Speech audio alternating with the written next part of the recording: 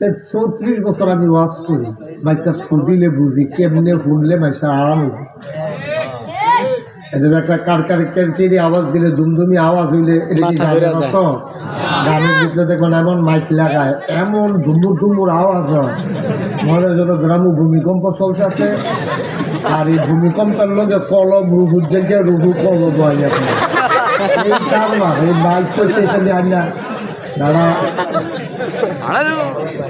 আচ্ছা সবাই তো আমিন। আমি কি বলছিলাম এখানে দাঁড়াই থাকা যাবে? তোমরা এটা কি বসা দিচ্ছ? এটা কি বসা হইলো? এটা দেখবা এখান থেকে তোমরা আমারে একজন লোক দাঁড়াই থাকবে না, সবাই সামনে দিয়ে বসো। এখানে একটা অসুস্থ একটা ছেলে আছে, তাকে কেউ বিরক্ত করেন না, সে তো সহজ সরল মানুষ, বুঝবে না। অসুস্থ তো অসুস্থই, কিন্তু অসুস্থ মানুষে সুস্থ মানুষে আগুন লাগাইলে খ্যান কইরা যেমনে পুড়ে, অসুস্থ মানুষে আগুন লাগাইলে কম পুড়ে না সমান সমান পুড়ে। তো তে শয়তানি করলো মাহফিল করে একরকম ক্ষতি হইব। তো আপনার দয়া করে এটা ক্ষতিটা কইরা নেন। কষ্ট হয়েছে অনেক মাহফিলটা করতে। যারা মোবাইলগুলো ধরে রেখেছেন দয়া করে মোবাইলগুলো বন্ধ করেন।